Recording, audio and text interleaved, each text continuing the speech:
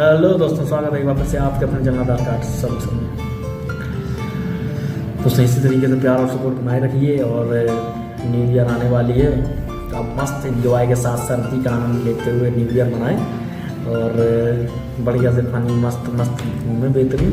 हर जगह आपको इस समय सर्दी का ऐसा मौसम है, हर जगह आपको रंगीन माहौल दिखाई देगा और मस्त एनवायरनमेंट भी है और घूमने का बहुत अच्छा समय है ये। और जैसा कि नरेंद्र मोदी जी भी कहते हैं कि आपको परेशानियों से घबराना नहीं है।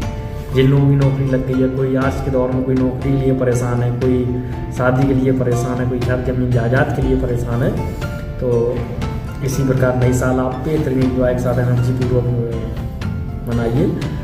और जैसा कि हमारे प्रधानमंत्री श्री नरेंद्र दामोदर दास मोदी जी की माता जी का देहांत हो गया है, लेकिन आज हम कहना चाहेंगे नरेंद्र मोदी जी कहते हैं कभी भी संघर्ष से घबराना नहीं है, आपको चलते रहना है। एक ना एक दिन आपका सफ़र आपकी मंजिल तक जरूर आपको पहुंचाएगा। और जब आपने एक बार ठान लिया है और आप संघर्ष से परमानेंट लगातार लड़ रहे हैं, फाइट कर रहे हैं, तो एक ना एक दिन आपको वो चीज़ जरूर मुकाम हासिल होगा। कोई आपसे कुछ छीन नहीं सकता। आप अपने हिस्से का आपने ईमानदारी से आप लगे रहिए, आपके हिस्से का आपको जरूर मिलेगा। और वो चीज़ कुछ कर जैसे नरेंद्र मोदी जी ने मैं बहुत उनकी वीडियोस और मैं बहुत उनसे प्रेरणा भी लेता हूँ।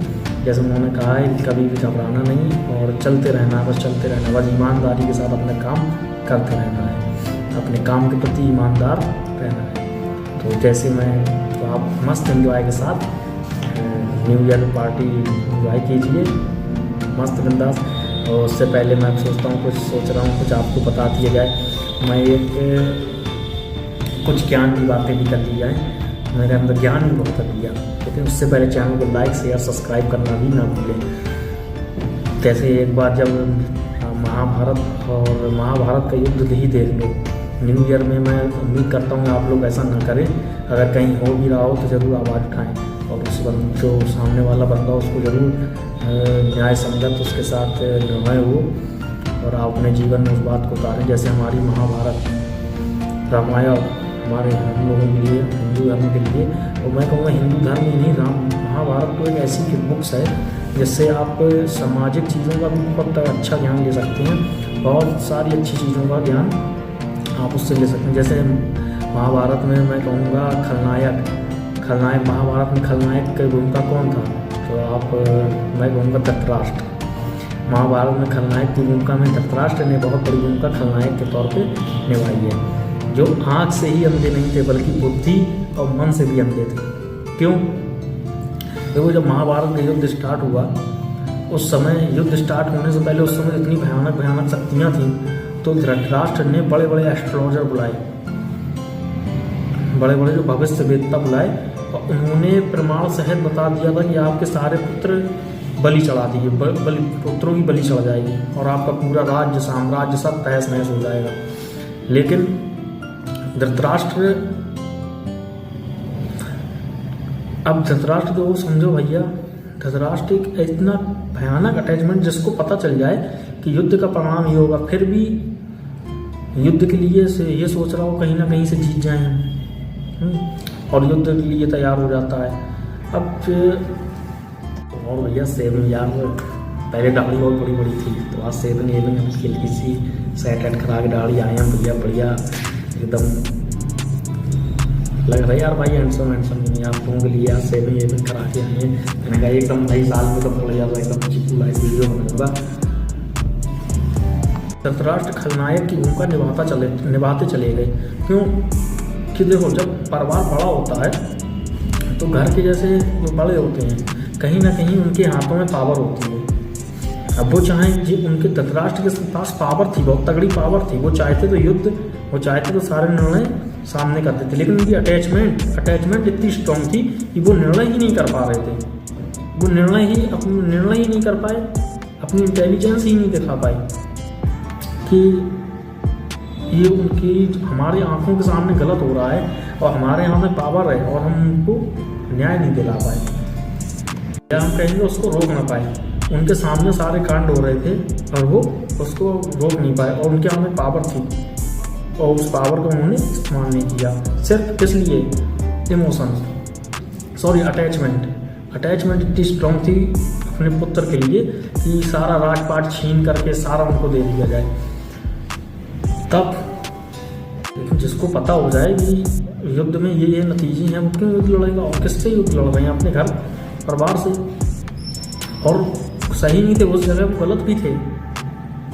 जो आदमी पास इतनी पावर होकर के, सब पढ़े होकर के, और तुम राज्यपाट राजा आदमी होकर के, राजपाट होकर के भी जो आदमी इंटेलिजेंस अपनी पावर से सही निर्णय नहीं कर पा रहा हो कि उनकी आंखों के सामने गलत काम हो रहा है और वह उसे रोक पाए, उनको रोक देना चाहिए। तो मैं कहूँगा धृतराष्ट्र एक नंबर का बेवकूफ़, मैं बेवकूफ़ ही कहूँ, बेवकूफ़ बंदा था, महाभारत का खलनायक। क्योंकि इसके हाथ में पावर थी और ये अपने आंखों के सामने सब होता रहा, इसे रोक नहीं पाया। तो क्या होता है, ऐसी हमारी लाइफ में आपने बहुत सारे बार हमारी लाइफ में हमने सुना होगा, जैसा चल रहा है यार चलने दो, ऐसा ही धृतराष्ट्र बोले जैसा चल रहा है चलना दो। इसको कहते हैं स्टेटस हुआ ट्रैप, इसको बोलते हैं। जैसा चल रहा है उसको चलने दो। तो इसी प्रकार धृतराष्ट्र और एक एक करके धृतराष्ट्र के सब पूरा साम्राज्य अटैचमेंट के चक्कर में बलि चढ़ गया। तो हमें नई साल में हमें ये भी पढ़ना चाहिए भैया, ये भी देखना चाहिए कि हम क्या नया कर सकते हैं। ऐसा तो है नहीं कि नया करने के लिए आपको कहीं दूर भागने की ज़रूरत नहीं है। आप नए साल में कुछ भी कर सकते हैं, किसी को कुछ नए, हर आदमी, क्योंकि समय बहुत स्पीड में बढ़ रहा है। बहुत सारे लोग होते हैं, बहुत सारे, मैंने अपनी आंखों के सामने बहुत सारे ऐसे लोग होते हैं जो बीजली, राइटली, टाइमली सब सही चल रहे एकदम।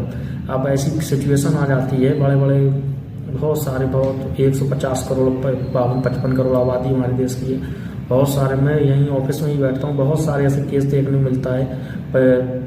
मैं 25 साल का तो हो ही गया हूँ। बहुत सारे केस देखते हैं लोग। आजकल क्या है, बुद्धिमत्ता से भी चल रहे हैं, बिजली भी हैं, राइटली भी हैं, ईमानदार भी हैं अपने काम को लेके, लेकिन समय के साथ उनको चीज़ें पर्याप्त नहीं मिल पाती हैं। और आजकल जो आदमी बिजली, राइटली और टाइमली चीज़ें अगर नहीं है तो मुझे नहीं लगता कि वो कहीं से भी आगे बढ़ सकता है। क्योंकि सही समय पे चीज़ें अगर ना मिलें तो फिर उसकी कोई अहमियत नहीं होती, उसको अहमियत बोल सकते हैं, कोई लाइफ में कोई अहमियत नहीं होती। तो इसी प्रकार से आप नया साल मस्त एंजॉय के साथ मनाते रहें। और ये मैं 31 तारीख को नाइट में ये वीडियो अपलोड करूँगा।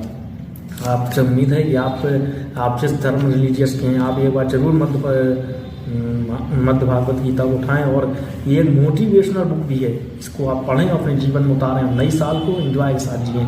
रोज न्यूज़पेपर, अखबार में जाने क्या क्या खबरें आती हैं, उनकी प्रॉपर्टी छीन ली, उनकी छीन ली। तो समाज में ये व्याप्त, जैसा आप हैं, अगर आप पहले खुद बने, फिर उसके बाद सामने वाले को बनाएं। जैसा आप बनना चाहते हैं, जैसा आप करना और बनना चाहते हैं समाज में, वैसा पहले आपको खुद बदलना होगा।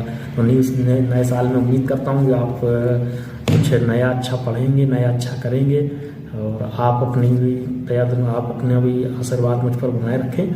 मैं इसी प्रकार आप अपना सहयोग मुझे देते रहें, जिससे मैं अपनी लाइफ में ग्रो करता रहूँ। और चैनल को लाइक, शेयर, सब्सक्राइब करना ना भूलें, क्योंकि न्यू ईयर में मुझे आप लोगों से बहुत अच्छी उम्मीद है कि आप जरूर मुझे सपोर्ट करेंगे। चैनल को लाइक, शेयर, सब्सक्राइब करना ना भूलें। जय हिंद, वंदे मातरम।